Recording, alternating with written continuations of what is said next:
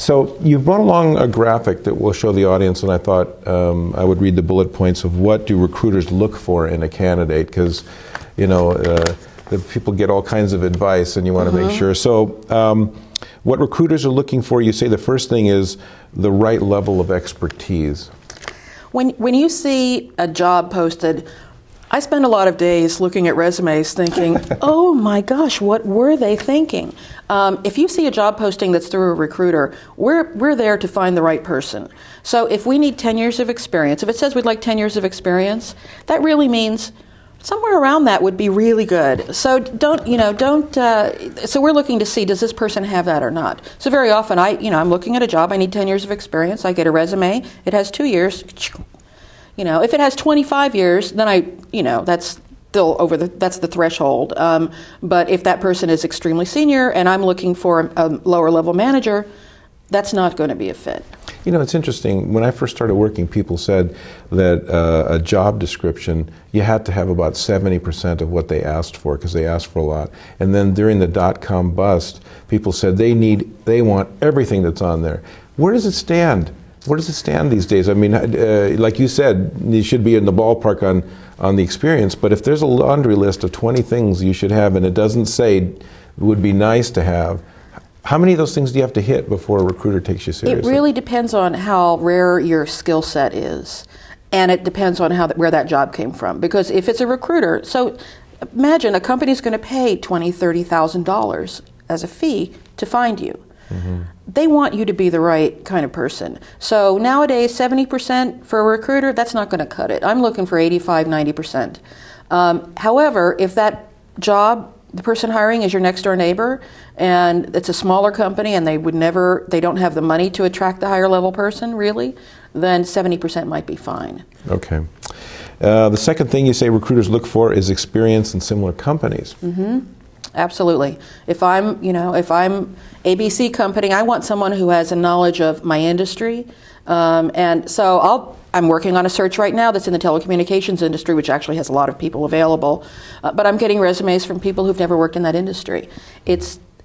That's not interesting to my client. That person isn't going to bring a skill set and a knowledge and a Rolodex and contacts and knowing who's who the way somebody from that same industry would. So recruiters are probably not too hot on career changers then, right? Somebody that's going through a transition probably can't be represented by, they have to do that on their own somehow. If you're completely changing fields, then you're pretty much on your own, and you're doing, I call that, it's like walking over the moving stream one rock at a time. Mm-hmm. So you're usually getting one foot over there by changing industries but doing the same job, or changing jobs in the same industry, but it would be very rare for a recruiter to be able to place a career changer. Okay. You say another thing recruiter looks for is professionalism and quality. In every possible way. And I have to, one of my specialties is resumes, and I'm sort of a freak about resumes. I just love the power of a great resume, and when I get a resume that is not completely professional, that's missing pieces, that has little strange things wrong or something incomplete, it just isn't presenting somebody well. And that has to carry through when they walk in person. Well, first on the phone. Every level of contact has to be professional and has to really represent who you are. What does quality mean to you in this case? You say professionalism and quality. Is it what they bring to the table? That is sort of that they have value that they can provide, or what? How do you get to that? Yes, that they have value that they can provide, and that they have an understanding of sort of who they are, and that they're a quality person and have a quality kind of a background, they're distinctive and they have credentials, whatever it is. That shouldn't be intimidating to people, but papers, right? It's a dog. You say also recruiters look for people that are a fit in terms of personality and style. Corporate style. Every company has a culture. And so they're looking for people who fit that company culture without having to squeeze them in too many ways. So you may have an actually spot-on background, but if you walk in, if you're a sort of formal person who, is just buttoned up and you walk into a place where everybody's wearing jeans and their dogs are there, then you're really not going to be a fit with personality and style. So what should people wear to an interview in a really informal company? And you're supposed to be, you don't go in there in jeans, right? Well, I generally tell people I'm not one of these recruiters who tells now wear this and do this and say that, because I believe that you have to be who you are. In fact, the name of my book is Be Yourself and Get the Job and Life of Your Dreams. And being who you are happens all the time. So when you go into an interview, wear your best clothes. And if your best clothes aren't good enough, that's not the place for you to work. But if you're really sort of in the dark, because a lot of companies, you know, you walk in, and I've had candidates call and say, oh my gosh, I walked in a suit and everybody, they looked at me like I was crazy. So you could go sort of scope the place out. And maybe do business casual or something? And business casual in this business climate is fairly safe, depending where you are geographically. You know, again, you have to go certain areas, certain places are going to dress up. You know, yeah, sometimes you would lose the tie. You also, the last piece of what recruiters look for is self-awareness and confidence. Yeah, I want a candidate who knows themselves and who knows what they have to bring to the table and is able to describe it and sell it. Because if somebody doesn't know who they are, it's nobody else's job to sort of draw that out from them. So it's sort of like almost a vision of where they're going, and then they're able to say that? Uh-huh. Yeah. Somebody who's clear about who they are. I want a candidate who's going to walk in and represent themselves well enough in the interview to get the job. Mm-hmm. And in a competitive job market, you have to know who you are and what you have to offer. I stress that to my clients, that it's more important to have a vision of where you're going rather than talking about why you're trying to get away from where you were. Oh, right. Because that's negative, right? Totally Positive. Negative. In fact, even if somebody asks you, why are you making a change? It's because I'm looking forward to this, mm-hmm. and your company has to. Do you agree with that? Absolutely. Attitude is everything.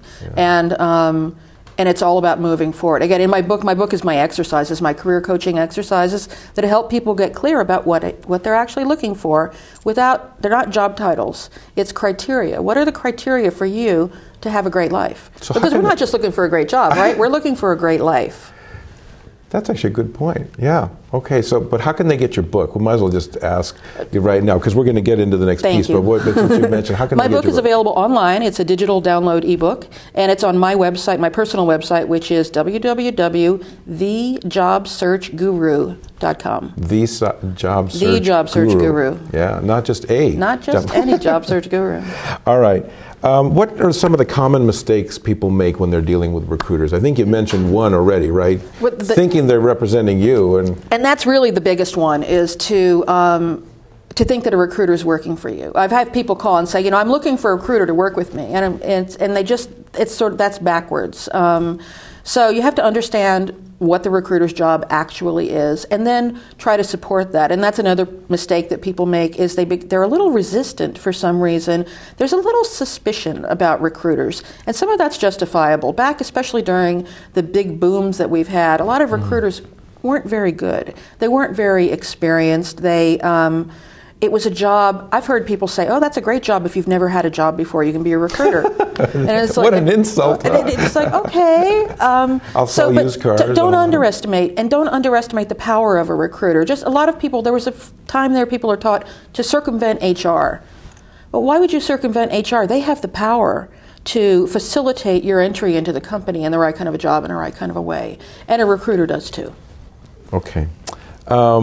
You also brought a graphic along of the keys to a successful job search. And I thought we would do the same thing, read the bullet points, and then you can comment on them. Okay. You say, know what you want. Know what you want. And that, again, goes back to the whole purpose of my book. My book was originally good. I'm also a resume and, cover letter expert and those sorts of things, but there's sort of two pieces to a job search. And a lot of people skip the first step, which is to understand who they are, what they want out of their life, how their job fits into that, and how they can make that happen. And once you know what you want, then you know where to look. Okay, and they can come to a career coach. And they can absolutely go to a career coach. It's a great idea to get outside help. You say next, know why you're worth hiring. Because really, so many people come into an interview and they don't really understand that they're selling why an employer wants to hire them to the employer. The employer doesn't want to hire you because you'd like to work these hours and it's close to your house. They want to hire you because of what you're going to do for them. And you need to know why they want to hire you in order to make sure that you cover those things in your resume, in your cover letter, and in your interview. You want to communicate value. Absolutely. Because they're thinking, what's in it for me? I mean, what are you going to do for me? That's what we want to know all the time in every moment, isn't it? Right. What's in it for me? Yeah, yeah.